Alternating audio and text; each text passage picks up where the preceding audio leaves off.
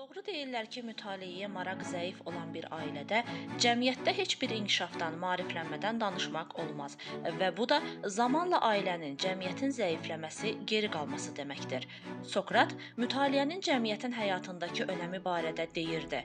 Mütaliə hər bir cəmiyyətin gündəlik vərdişinə çevrilərsə, həmin cəmiyyət xoşbəxt olar.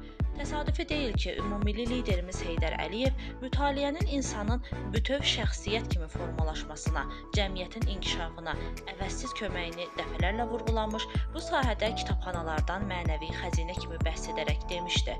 Kitabxana xalq millət üçün müqəddəs bir yer, mənəviyyat, bilik, zəka mənbəyidir. Tariximizi, mənəvi sərvətlərimizi qoruyan, nəsildən nəsilə ötürən məbədlərdən biri də kitabxanalardır. Bu gün sizə özündə bir tarix yaşadan 95 yaşlı qocaman Qəbələ kitabxanasından danışacağam. Qəbələ rayon kitabxanası 1930-cu ilin may ayından fəaliyyət göstərir. 1977-ci ildə rayonda fəaliyyət göstərən kitabxanalar birləşərək mərkəzləşdirilmiş kitabxana sistemi kimi fəaliyyətini davam etdirmişdir. Hal-hazırda Qəbələ rayon kitabxanası bir mərkəz, 2 şəhər, 2 qəsəbə, 11 kənd kitabxana filialı olmaqla fəaliyyətdədir. Mərkəzi kitabxanada 6 şöbə var. Zəngin kitab fonduna malik kitabxanamızda ümumilikdə 130 min nüsxə kitab mövcuddur. Bunlardan 17.271 nüsxə latın, 11.690 nüsxə kiril qrafikalı ədəbiyyatdır. Kitabxananın işi isə tək oxucuya xidmət etməklə bitmir.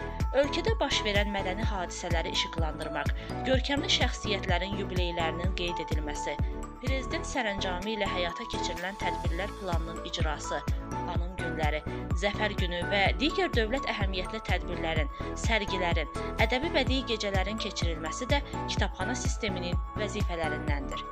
İnsanları kitaba və kitabxanaya cəlb etmək üçün keçirilmiş olan tədbirlər, müsabiqələr hər zaman ictimaiyyət tərəfindən maraqla qarşılanmışdır.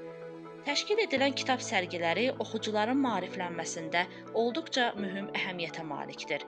Hər bir sərginin təşkilində mühüm əhəmiyyətli informasiyanın oxucuya çatdırılması təmin edilmişdir.